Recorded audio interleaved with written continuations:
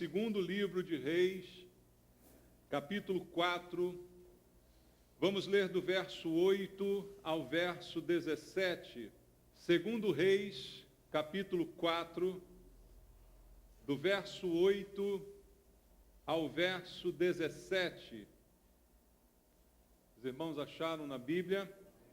Segundo Reis, capítulo 4, a partir do verso 8, a palavra de Deus diz: certo dia passou Eliseu por Sunem, onde se achava uma mulher rica, a qual o constrangeu a comer pão. Daí, todas as vezes que passava por lá, entrava para comer. Ela disse a seu marido: vejo que este que passa sempre por nós é santo homem de Deus. Façamos-lhes, pois, em cima um pequeno quarto, obra de pedreiro, e ponhamos-lhes nele uma cama, uma mesa, uma cadeira, um candeeiro. Quando ele vier à nossa casa, retirar-se-á para ali. Um dia, vindo ele para ali, retirou-se para o quarto e se deitou. Então disse ao seu moço Geazi: chama esta sunamita. Chamando-a, ela se pôs diante do profeta. Este dissera a seu moço: dize-lhe, eis que tudo nos tem tratado com muita abnegação, que se há de fazer por ti. Haverá alguma coisa de que se fale a teu favor ao rei ou ao comandante do exército? Ela respondeu: habito no meio do meu povo. Então disse o profeta: que se há de fazer por ela? Geazi respondeu: ora, ela não tem filho, e seu marido é velho. Disse Eliseu: chama-a. Chamando-a ele, ela se pôs à porta. Disse-lhe o profeta: por este tempo, daqui 1 ano, abraçarás um filho. Ela disse: não, meu senhor, homem de Deus, não mintas a tua serva. Concebeu a mulher e deu à luz um filho no tempo determinado, quando fez 1 ano, segundo Eliseu lhe dissera. Amém. Pai, obrigado pela tua palavra e pelo privilégio que temos de, pela segunda vez nesse dia, ouvir a tua voz, Pai, estarmos juntos com os nossos irmãos para ler a tua palavra, para receber do Senhor a direção que nós necessitamos. Toda ela vem da tua palavra, que fala, que muda, que transforma a nossa vida. Que esse momento não seja um momento comum, mas seja algo especial do Senhor para nós, falando ao nosso coração, nos dando direção, para que possamos experimentar uma mudança de vida, Pai. Queremos ouvir o Senhor, não os homens com suas doutrinas e filosofias, mas a palavra que procede da tua boca, essa que alimenta, esta que liberta, é esta que te pedimos. E eu entrego a minha vida ao Senhor, eu clamo pela unção do Espírito Santo, para que eu seja capaz de ministrar de acordo com a tua vontade, e que na minha vida, tudo que eu venha pregar aos meus irmãos, se cumpra em primeiro lugar. Eu te peço isso em oração que fazemos, em nome de Jesus. Amém. Graças a Deus. Podem sentar, irmãos. Queridos, aqui nessa história conhecida do profeta Eliseu, homem abençoado, ungido por Deus, que diz a Bíblia, recebeu unção dobrada daquilo que estava sobre Elias. Eliseu fez alguns milagres em nome do Senhor, ou melhor, o Senhor fez milagres através do ministério de Eliseu. E aqui nós estamos diante de mais um milagre, não é? Uma palavra que ele trouxe àquela mulher que tinha condições adversas para gerar, não tinha filhos, um marido já idoso, mas pela palavra de Deus, segundo a palavra do profeta, esse milagre aconteceu e ela, após 1 ano, concebeu e teve um filho, segundo a palavra desse homem de Deus. Só que além do milagre que a gente conhece, que a gente já entendeu aqui muito bem o que se passou, há outras coisas que a gente pode aprender na palavra de Deus e nesse episódio aqui especificamente. Olhando para a vida desta mulher, de Eliseu a gente pode falar muitas coisas, a Bíblia tem muito também a nos ensinar a respeito do profeta. Agora, olhando a vida da mulher aqui, da maneira como ela é retratada, eu creio que ela tem algo para nos ensinar. Veja, irmãos, a gente tem falado à igreja a respeito de fé. Você me ouve repetir várias vezes um versículo de Hebreus que diz: sem fé é impossível agradar a Deus. Concorda? Então, o que Deus requer de nós é fé. Da palavra fé vem a palavra fidelidade, que é a prática constante da fé. Da fé que tenho em Deus, esta fé me faz ser fiel. A Bíblia diz em vários versículos que Deus requer de nós fidelidade, que não seja passageira, mas que seja constante. Toda vez que a gente olha a Bíblia, você vê como Deus nos exige fidelidade. Há um versículo aqui em Mateus capítulo 25, que eu quero ler rapidamente com você, em Mateus, Evangelho segundo Mateus, capítulo número 25, no versículo número 23 do Evangelho segundo Mateus, está escrito assim: disse-lhe o Senhor, muito bem, servo bom e fiel, foste fiel no pouco, sobre o muito te colocarei, entra no gozo do teu Senhor, entra na alegria do teu Senhor. Quem é o servo fiel que vai desfrutar da alegria do Senhor? É aquele que é fiel. A característica desse servo, o próprio texto apresenta: servo bom e fiel, que é fiel no pouco e também fiel no muito, ou seja, é fiel em qualquer circunstância, seja de fartura, seja de escassez. No pouco e no muito, esse servo bom e fiel desfrutará da alegria do seu Senhor. Então, somente por esse versículo, a gente já percebe como é importante sermos fiéis a Deus, independente de qualquer circunstância que a gente venha a passar. E esse fiel é constante. Como diz o texto, em qualquer circunstância, é sempre fiel, não é fiel em determinados momentos. Isso quer dizer que a gente cumpre aquilo que determinou, a gente cumpre aquilo que prometeu. A Bíblia chega a dizer que é melhor não votar do que votar e não cumprir. São palavras tolas, palavras vãs, dizer que vamos fazer e não vamos fazer, e não fazermos, não é? Então, a fidelidade se expressa na nossa vida em todas as atitudes, em tudo que a gente faz, em tudo que a gente fala, e isso é requerido por Deus. Agora, irmãos, só é fiel mesmo aquele que é provado e se mantém fiel. Porque nós podemos dizer e afirmar a nossa fidelidade. O servo bom e fiel citado por Jesus é fiel no muito, mas também é fiel no pouco. Na hora da prova é que a nossa fidelidade é atestada. Uma coisa é o que eu digo de mim, e outra coisa é o que eu realmente faço quando estou sendo provado, quando estou em dificuldade. Abraão, a Bíblia diz, é o nosso pai na fé, um exemplo de fé.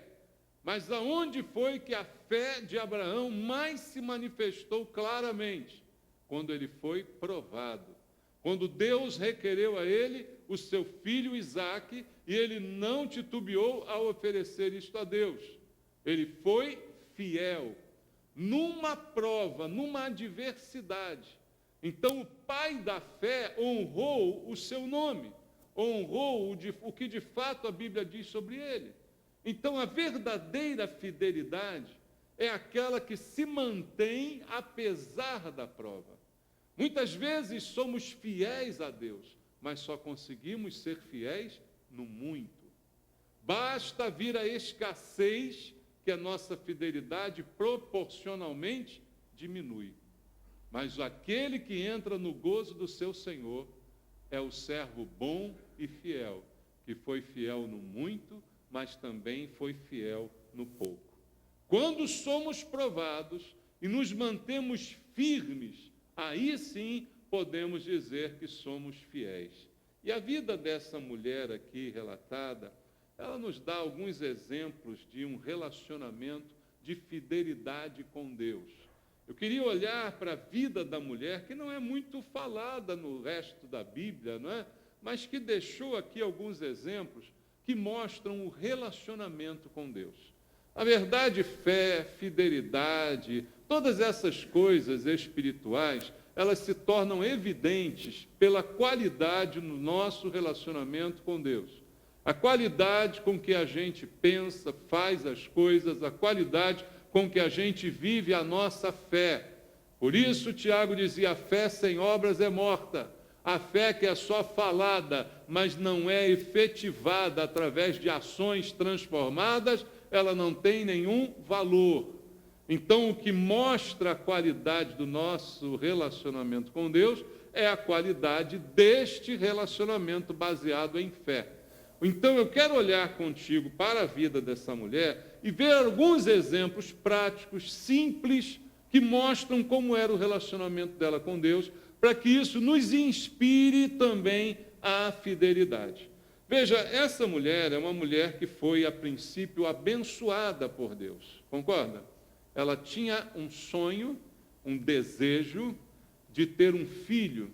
Era um anseio do seu coração, que é um anseio de muitas pessoas, de muitas mulheres, mas ela via os anos passarem e isso se tornar cada vez mais difícil para ela.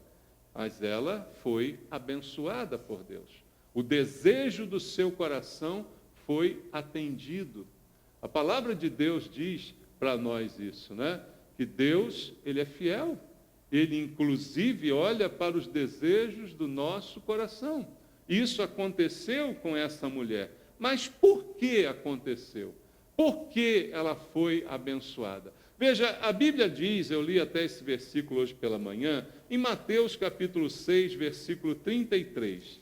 Amados, nada é por acaso, as pessoas hoje gostam muito de falar em sorte, em azar, não é? Mas as coisas não são assim no reino de Deus, não existe sorte nem azar, existe o domínio e a soberania de Deus. Em Mateus capítulo 6, verso 33, todo mundo conhece o versículo, diz assim, buscai, pois, em primeiro lugar o seu reino e a sua justiça, e todas estas coisas vos serão acrescentadas. Que coisas? Comer e vestir, que era o assunto que Jesus estava tratando. Necessidades seriam supridas, se a pessoa buscasse em primeiro lugar o reino de Deus e a justiça de Deus. Quando nós colocamos em primeiro lugar as coisas de Deus, irmãos, certamente nós seremos abençoados por Deus. Certamente nós teremos as nossas necessidades supridas por Deus. É uma promessa de Deus. Hoje de manhã li outra promessa, fui moço, agora sou velho, mas jamais vi o justo mendigar, a descendência, o justo desamparado e a sua descendência mendigar o pão. Por quê? Fidelidade. Deus é fiel. Eu preciso ser fiel a Deus. Eu preciso também buscá-lo em primeiro lugar. E Ele certamente me abençoará. A bênção não é por acaso. A bênção não é por sorte. Há uma história para a bênção. Hoje tudo as pessoas atribuem à sorte. O fulano é sorte, nasceu virado para não sei aonde. Não diz isso aí? Né? Ah, que sorte que ele teve. Não, não é sorte não, irmãos. Tudo na vida é uma questão de consequência, de atitude, de construção. Não é simplesmente ao acaso que as coisas acontecem. Essa mulher foi abençoada. A Bíblia diz que Deus supre as nossas necessidades. Eu citei aqui o Salmo 37, eu vou ler para você. Salmo 37, versículo 4. Agrada-te do Senhor e Ele satisfará o quê? Os desejos do teu coração, mas agrada-te do Senhor, ame ao Senhor. Todas as coisas cooperam para o bem daqueles que amam ao Senhor, se agradam do Senhor. Aí Deus faz com que os desejos do coração sejam também realizados. Quando os desejos são bons, são justos, são de acordo com a vontade de Deus. E aquela mulher o que queria? Ganhar na loteria? Não, ela queria ter um filho. Esse era o desejo do seu coração. mas ela agradava a Deus, ela é um exemplo nesse momento, e aí eu quero mostrar para você na Bíblia, de fidelidade. Por isso ela é agraciada por Deus, ela é abençoada por Deus. Por que que ela é um exemplo de fidelidade? Talvez você esteja se perguntando. Vamos voltar ao texto lá em 2 Reis, capítulo 4, e vamos ler aqui o versículo 8. Diz: certo dia, passou Eliseu por Sunem, a cidade. Ela é sunamita, porque é uma mulher de Sunem. Não se menciona nem o seu nome, apenas que ela é uma mulher daquela cidade. Onde se achava uma mulher, como é que era essa mulher? Rica, ou seja, ela já tinha muitos bens, ela já possuía dinheiro suficiente para a sua vida, para os cuidados que ela precisava, a qual o constrangeu a comer pão. Daí, todas as vezes que passava por lá, entrava para comer.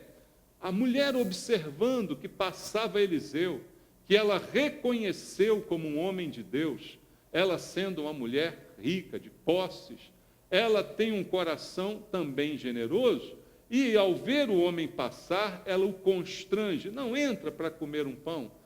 A palavra constranger dá a impressão que ele, a princípio, disse, não precisa e tal, e ela insiste com ele para comer pão, para que ele se alimente. E ele passa, então, a frequentar a casa dela, a cada ano, a cada momento que passava por ali, ele já tornou ali um hábito, entrar, desfrutar daquela hospitalidade. Então, ela coloca os seus bens, os seus recursos a serviço do reino de Deus.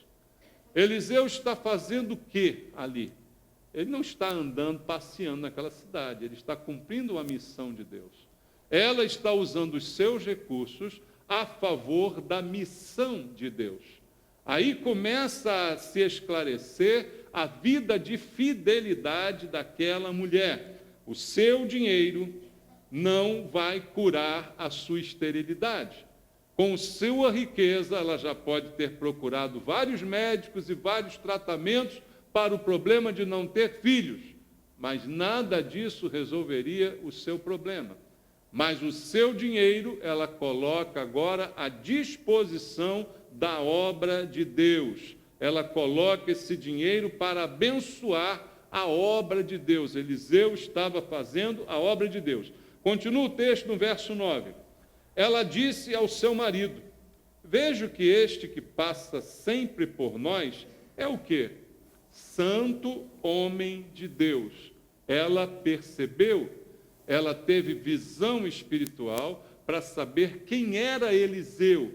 E ela diz ao marido: eu percebo que esse homem é um homem santo de Deus.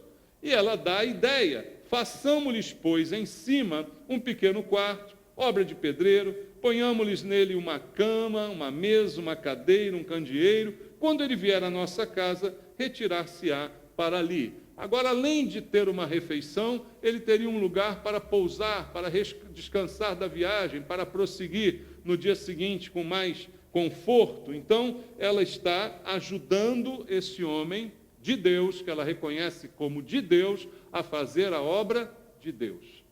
Nenhum interesse ela está manifestando nisso.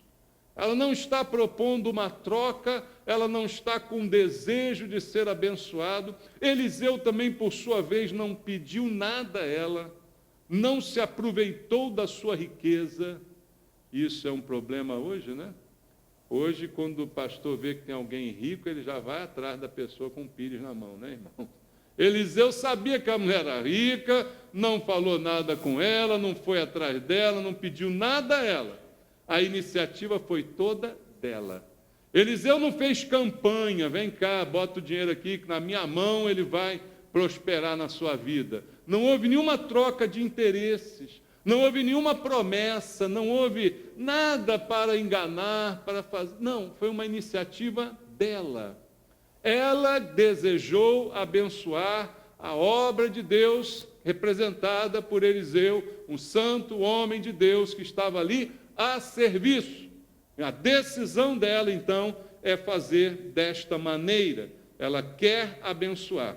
E veja o que diz o versículo 13.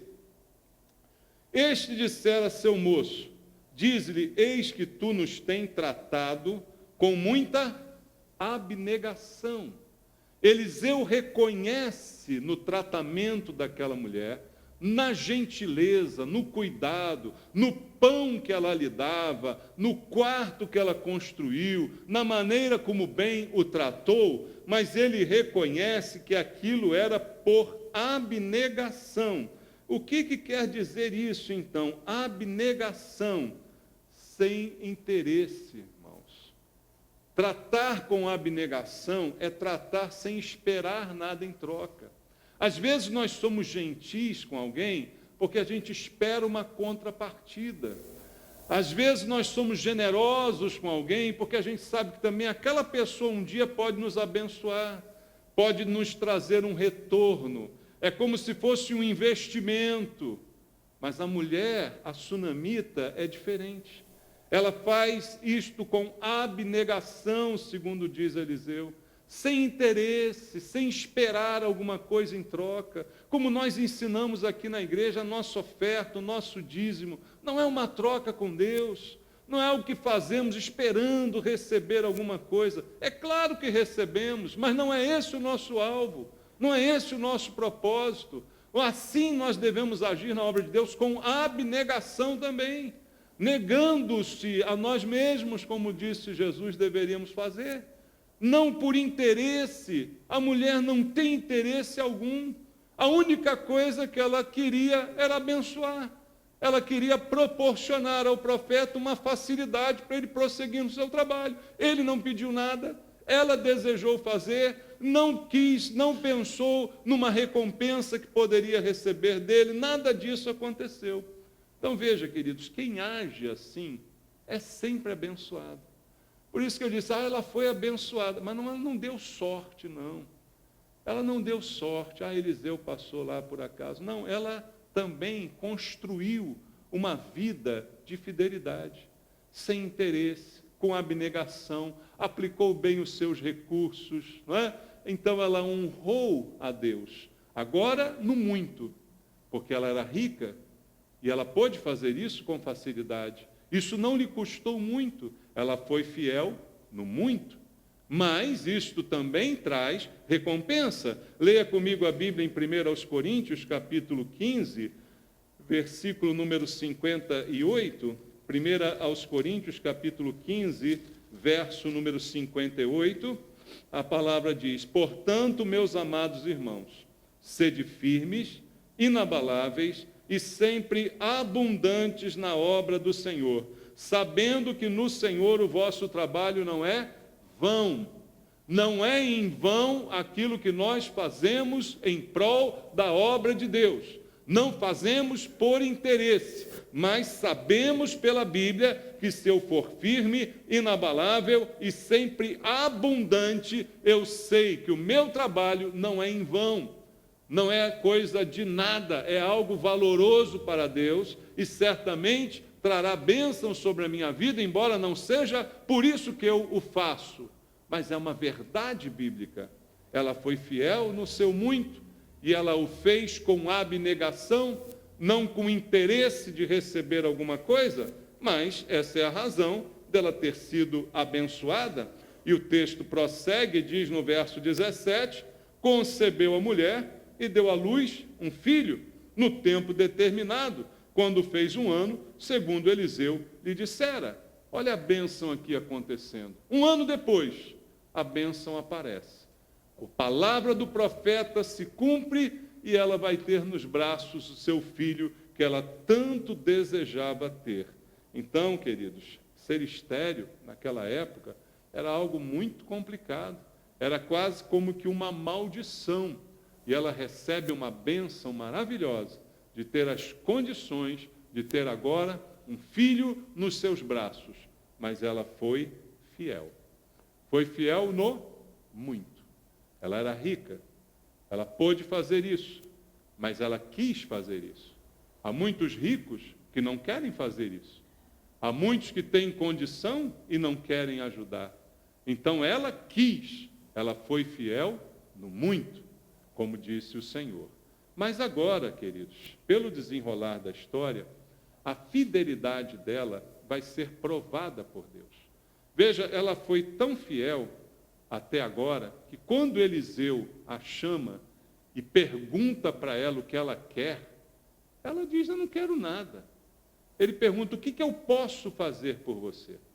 O profeta pergunta, o que eu posso beneficiar você? Eu posso falar com você, do rei com você, para ele te fazer alguma coisa? Posso falar com o comandante do exército? Eu tenho conhecimento, eu tenho influência. Ela não revela o que ela quer. Ela diz, não, eu habito aqui nessa cidade, a minha vida está tudo bem. Não tinha nenhuma intenção de receber uma recompensa pelo que ela fez. Tanto que a palavra que diz que ela era estéril vem de Geazi, o auxiliar de Eliseu. Ele é que revela, olha, ela é estéril, Senhor. Ela não tem filhos e seu marido é idoso. Então, veja, está provado que toda a sua fidelidade no muito não foi por interesse algum de receber alguma recompensa. Mas a Bíblia continua na história e agora a fidelidade, como eu disse já para você, quando ela é verdadeira, ela resiste à prova. Ah, eu sou fiel. É bom que você seja fiel. Eu sou fiel no muito, mas eu tenho que aprender a ser fiel no pouco também. Então a fidelidade sempre é posta à prova. Não para que Deus saiba alguma coisa. Já disse aqui várias vezes, Deus não é surpreendido por nada. Deus é onisciente, você acredita? Então Deus não prova alguém para saber o que você vai fazer. Vou provar você e vou ver. O que será que você vai fazer? Vai cair, não vai cair? Você acha que Deus é assim? Deus já sabe o que vai acontecer. Mas Ele prova para mostrar para você quem você é. Ele provou Abraão, não foi para saber se Abraão ia matar ou não Isaac. Mas ele provou para que Abraão se fortalecesse na sua fé com aquela experiência que ele teve. Nenhuma prova de Deus é para ele saber uma coisa, que ele já sabe o resultado. Então, o que acontece nesse momento é que ela vai ser provada na sua fé. Teve uma atitude irrepreensível até esse momento, sendo fiel no muito, mas agora ela vai ser provada na sua fé. Veja o que diz o verso 18. Tendo crescido o menino, alguns anos passaram, saiu certo dia a ter com seu pai, que estava com os segadores. Disse a seu pai, ai, a minha cabeça.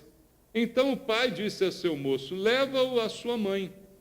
Ele o tomou e o levou à sua mãe, sobre cujos joelhos ficou sentado até o meio-dia e morreu.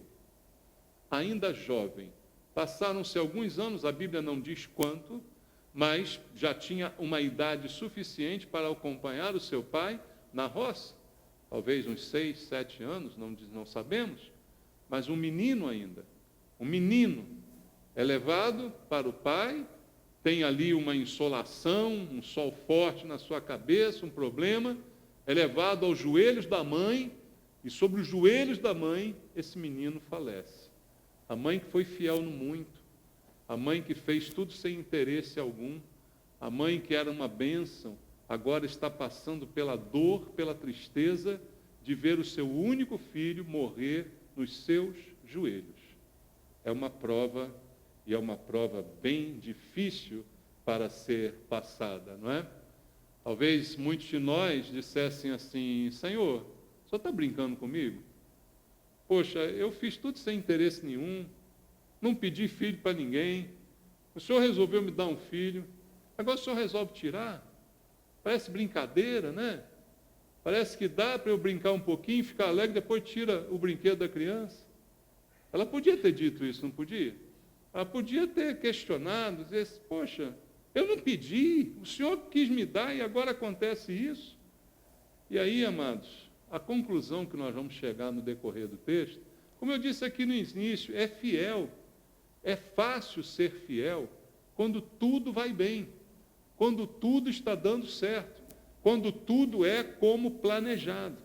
Agora, Deus procura pessoas que o amem pelo que Ele é, não pelo que Ele pode fazer, não pelo que Ele pode dar. Essa é a procura de Deus. Por isso Jesus disse que Ele está à procura de verdadeiros adoradores, que o adorem em espírito e em verdade. Por que Ele procura verdadeiros? Porque existem os falsos. Existem os falsos que estão adorando a Deus, mas não em espírito, em verdade. Estão adorando a Deus por interesse. Estão adorando a Deus para depois dizer, Senhor, o senhor não tem visto não? Eu estou aqui na igreja, eu compareço todo culto, eu levanto minhas mãos, eu choro no louvor, eu dou meu dízimo, eu dou minha oferta, o senhor não vai me abençoar não? Deus não está procurando essas pessoas. Ele está procurando os verdadeiros. Então, não é pelo que Deus dá ou pode fazer, mas pelo que Ele é. Que o nosso relacionamento tem que se basear naquilo que Deus é, não pelo que Ele faz.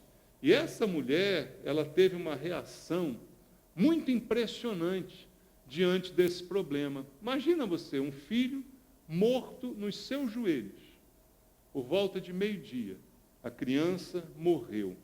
Criança que ela não pediu, criança que tanto alegrou o seu coração. Versículo 21 diz assim, subiu ela e o deitou sobre a cama do homem de Deus e fechou a porta e saiu. Ela não fez nada.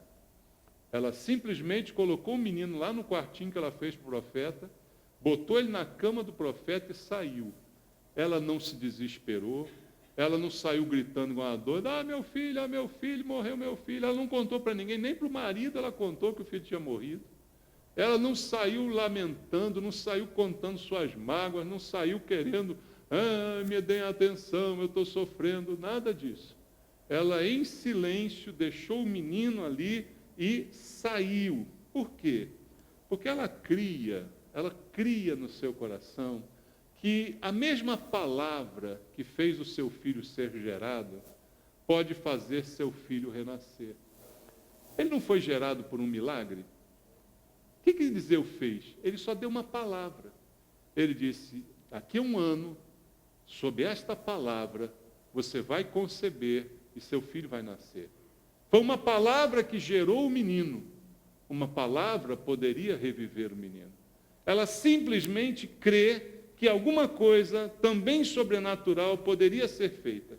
Não fez alarde, não contou para os outros, não pediu para os outros terem pena dela, não ficou desesperada para receber, coitadinha, nada disso aconteceu. Ela foi atrás do profeta. Versículo 22, chamou seu marido e lhe disse, manda-me um dos moços e uma das jumentas para que eu corra ao homem de Deus e volte. Perguntou ele, por que vais a ele hoje? Não é dia de festa de lua nova, nem sábado. Ela disse, não faz mal. Ela não contou para o marido que o menino tinha morrido. E o marido também parece que é meio desligado, né? Ele nem perguntou, como é que está o menino? Mandei ele para você aí, como é que ele está? Quer nem saber, né? O tipo do marido que tanto faz como tanto fez, né? Não se envolve com nada da casa. E aí ela disse para ele isso, não faz mal, eu quero ir lá, não faz mal não, eu vou lá. Foi a única coisa que ela disse, porque ela estava disposta a buscar em Deus. Lembra, Eliseu, nesse momento da história, ele representa Deus, irmãos. Porque Deus falava através de poucos homens. Deus agia através de muito poucos homens. Eliseu é um representante de Deus nesse momento. Então ela vai buscar a sua solução em Deus. Ela vai atrás de Eliseu. E segundo a geografia bíblica, esta caminhada dela aí no lombo de um jumento seria algo em torno de 24 quilômetros. Você já andou 24 quilômetros de jumento? Deve ser difícil, né, irmãos? 24 quilômetros de jumento, lá vai ela. Ela oculta os seus problemas dos homens, mas ela não os oculta diante de Deus. Versículo 25 diz, partiu ela, pois, e foi ter com um homem de Deus ao Monte Carmelo. Vendo-a de longe, o homem de Deus disse a Geazi, seu moço, eis aí a sunamita. Corre ao seu encontro e diz-lhe, vai tudo bem contigo? Com teu marido? Com o menino? Ela respondeu, tudo bem.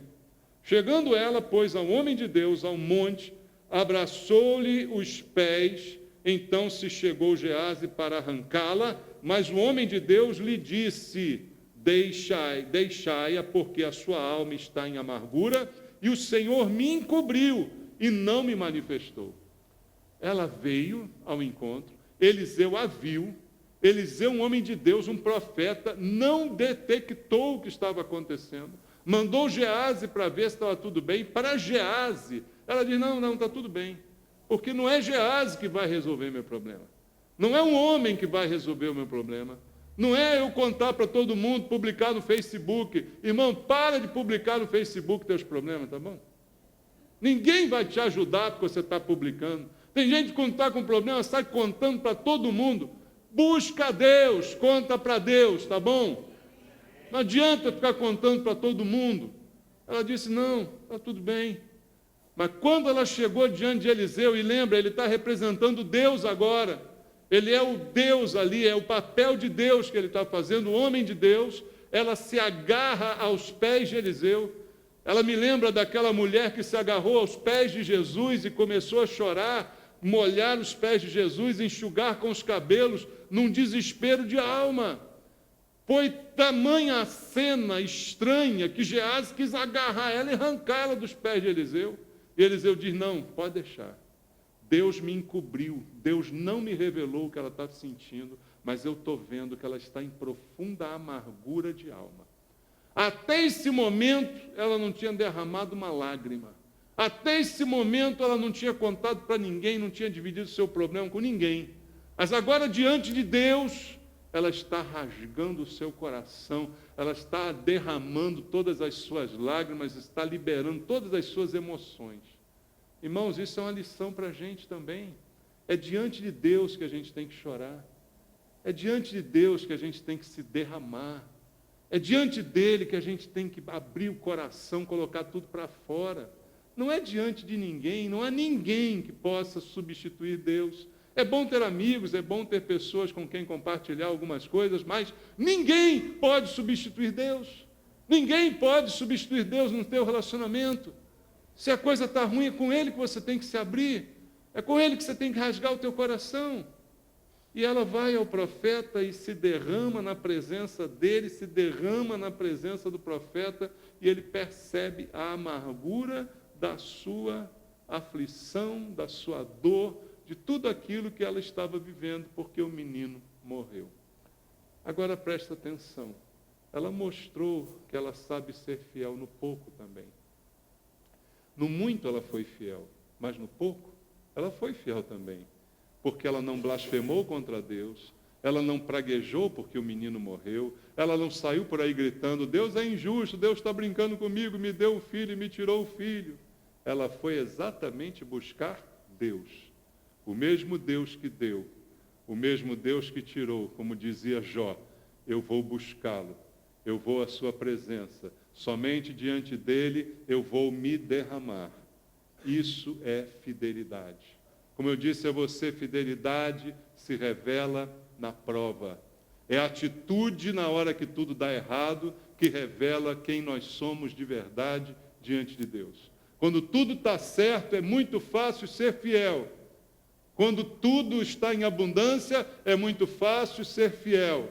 Mas o servo bom e fiel que Jesus nos disse nos primeiros versículos que lemos, é o que é fiel no pouco e no muito. É o que é fiel em todas as circunstâncias. Isso nós precisamos aprender. E essa fidelidade dessa mulher, ela foi premiada. Sempre a fidelidade é premiada. A primeira fidelidade no muito foi premiada, ela ganhou um filho. Mas agora essa fidelidade na derrota, na tristeza, na amargura, ela também foi premiada por Deus. Ela creu que Deus poderia reverter aquela situação da mesma maneira que ele reverteu a infertilidade dela e do seu marido. Deus poderia também reverter aquela situação a ponto de ressuscitar uma criança. Quando eu penso que a morte é o final, eu não tenho mais o que fazer. Para que andar 24 quilômetros no lombo de um burro? Se eu acredito que a morte é o final, eu vou chorar e vou enterrar. Mas ela não enterrou. Por que ela não enterrou? Porque ela tinha uma esperança no seu coração de que o mesmo Deus que produziu a fertilidade promove a ressurreição.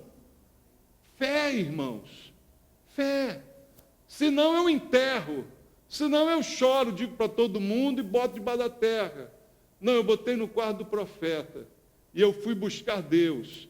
porque há uma esperança no coração de que algo pode mudar, mesmo nessa coisa tão terrível que é a morte. E ela foi decidida nesse propósito. O versículo 30 diz: porém, disse a mãe do menino, tão certo como vive o Senhor e vive a tua alma, não te deixarei. Então ele se levantou e a seguiu. Ela contou para Eliseu o que tinha acontecido e disse: Eliseu, o negócio é o seguinte, pode acontecer o que for, mas eu não vou te deixar. Eu vou ficar aqui com você até você ir comigo lá e resolver essa situação. Lembra alguma coisa você? Teve alguns episódios na Bíblia assim. Você lembra Jacó lutando com o anjo? Ele disse assim: eu não vou te soltar enquanto você não me abençoar. Isso não é fé, irmãos? Eu não vou te largar, eu vou contigo. Você vai comigo. Lembra como pessoas fizeram isso com Jesus? O nosso relacionamento com Deus tem que ser assim. Eu não largo Jesus por nada. Eu não largo Jesus, eu tenho essa determinação. Ela foi decidida nesse teu propósito. E o que aconteceu? Deus honrou a sua fidelidade. Deus premiou a sua fé. O milagre, o impossível, o inimaginável aconteceu. Uma criança morta ressuscitou. Versículo 32 narra a história. Tendo o profeta chegado à casa, eis que o menino estava como? Morto sobre a cama. Então entrou, fechou a porta sobre eles ambos e orou ao Senhor. Subiu à cama, deitou-se sobre o menino, pondo a sua boca sobre a boca dele, os seus olhos sobre os olhos dele, as suas mãos sobre as mãos dele, se estendeu sobre ele e a carne do menino aqueceu. Então se levantou, andou no quarto uma vez de lá para cá, tornou a subir, se estendeu sobre o menino, este espirrou 7 vezes e abriu os olhos. Então chamou a Gease e disse: chama a sunamita. Ele a chamou e, apresentando-se ela ao profeta, este disse: toma o teu filho. Milagre, milagre aconteceu. Ela foi fiel no pouco e no muito. Ela foi fiel na adversidade, ela foi fiel em tudo que você possa imaginar, de todas as formas possíveis, e a fidelidade foi premiada. Que esse exemplo, irmãos, nos inspire a fidelidade. Não só quando tudo vai bem, mas especialmente quando tudo vai mal.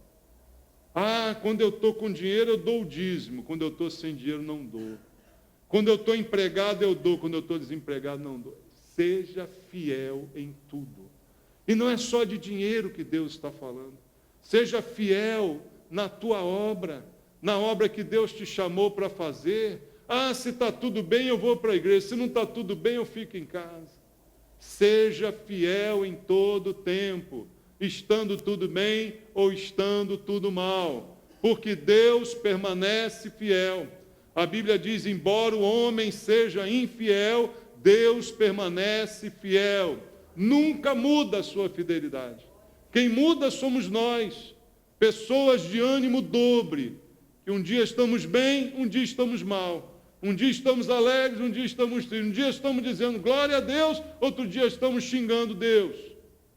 Deus não muda. E nós não podemos mudar em relação à fidelidade. Sem fé é impossível agradar a Deus.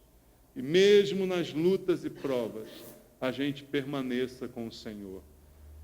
Quero deixar por último um versículo, o louvor pode se aproximar, só para a gente refletir, usando mais uma vez uma palavra de Jó. Jó, um exemplo também de fidelidade, deixa para nós uma palavra muito conhecida em Jó capítulo 19, versículo 25. No meio de todas as suas lutas, no meio de todas as suas perdas, no versículo 25 do capítulo 19, Jó diz assim: porque eu sei que o meu Redentor vive e por fim se levantará sobre a terra. Eu sei. Eu não sei como é que vai ser, eu não sei como é que eu vou me livrar dessa doença, como é que eu vou suportar a morte dos meus filhos, como é que eu vou suportar a perda do meu dinheiro, como é que eu vou suportar a perda da minha saúde, mas eu sei que o meu Redentor vive e por fim se levantará sobre a terra. Isso é ser fiel no pouco, isso é ser fiel no nada. Porque Deus é fiel, que a gente seja fiel também. Amém? Que Deus abençoe você, que Deus possa ministrar ao teu coração sobre fidelidade. Vamos orar. Meu Deus, meu Pai, Tu conheces o nosso coração. A palavra diz que não somos tentados ou provados além do que podemos suportar. Tu conheces os nossos limites. Como dissemos pela manhã, os nossos muros estão constantemente diante do Senhor. Tu sabes o limite de cada um de nós. Mas não temos sido provados ainda o suficiente, Pai. Muitas vezes declaramos a nossa fé quando tudo vai bem. Basta alguma coisa dar errado e vem a reclamação, vem a murmuração ao nosso coração. Não queremos ser assim, Senhor. Queremos glorificar ao Senhor. Se nada pudermos para dizer de bom, que a gente fique calado, Pai. Como ficou calada aquela mulher. Não disse para ninguém da sua perda. Se não havia um motivo para alegria, também não vou blasfemar. Se não há um motivo para glorificar, também não vou reclamar. Eu vou buscar ao Senhor. Ensina a gente, Senhor. Ensina a gente com o exemplo dessa mulher, para que a gente possa calar e só abrir a boca quando for para glorificar a Deus. Só abrir a boca quando for para exaltar. Tira a reclamação, tira a murmuração dos nossos lábios. Tira esse inconformismo de alguns corações aqui, Senhor. Opera, Deus, para que nós sejamos fiéis. A única coisa que te agrada é a nossa fidelidade. Encontra em nós, Pai, servos bons e fiéis, para que possamos entrar na alegria do nosso Senhor. Cada um aqui seja um servo bom e fiel. É o que eu te peço, Pai, em nome de Jesus. Amém. Deus abençoe você. Vamos louvar ao Senhor.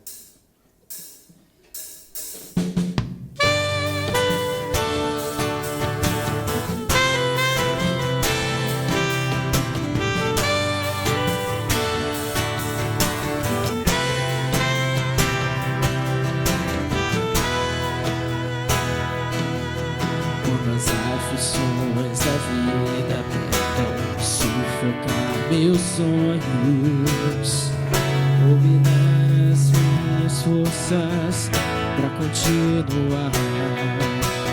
A tua palavra me restaura a confiança de que a alegria vem pela manhã.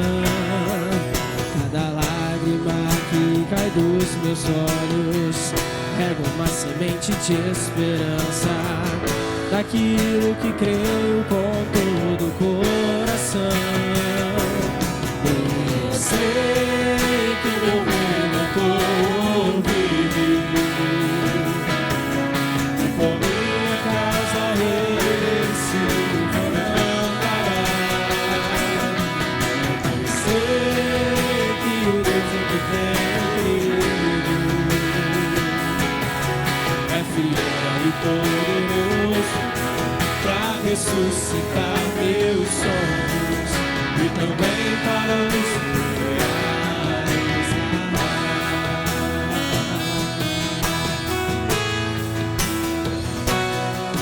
quando as aflições da vida tentam sufocar meus sonhos, dominar as minhas forças para continuar.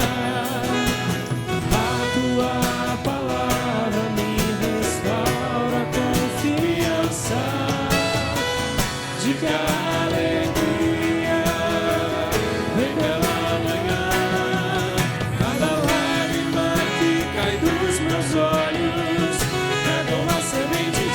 esperança daquilo que creio com todo o coração. Eu sei que meu Redentor vive,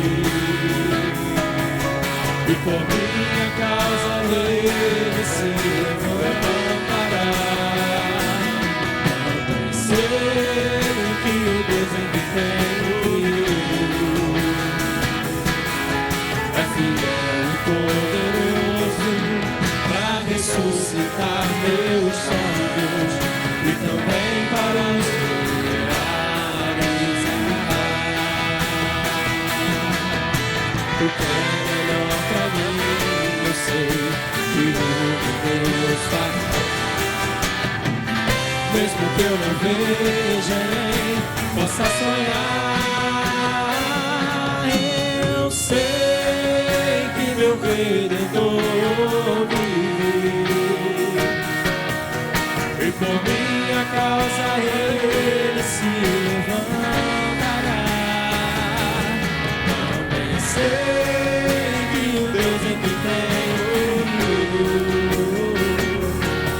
é fiel e poderoso para ressuscitar meus sonhos e também para os realizar, e também para os realizar,